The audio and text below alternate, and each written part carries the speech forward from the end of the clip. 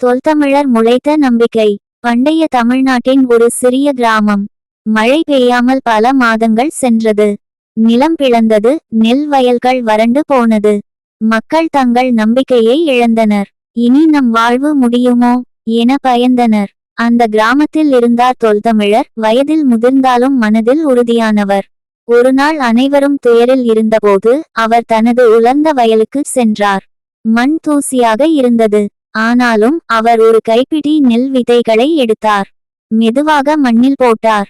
தாத்தா, மழையே இல்லையே, விதை போட என்ன பயன் என சிறுவன் கேட்டான். தொல்தமிழர் புன்னகையுடன் கூறினார், விடப்பெரிது, முளைக்காவிட்டாலும் விதைக்காமல் விட்டால் நம்பிக்கை முளைக்காது கண்ணா. அன்று மாலை மேகங்கள் திரண்டன. காற்று வீசியது. இரவு முழுவதும் மழை பொழிந்தது.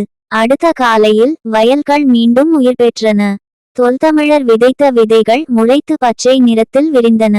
அந்த பயிர் பிற கிராமங்களுக்கும் விதையாகி மக்கள் நம்பிக்கையை மீட்டனர். தொல்தமிழர் சிரித்தபடி சொன்னார், விடப்பெரிது, நிலம் உழுதவன் பயிரை காணலாம், நம்பிக்கை விதைத்தவன் வாழ்வை காணலாம்.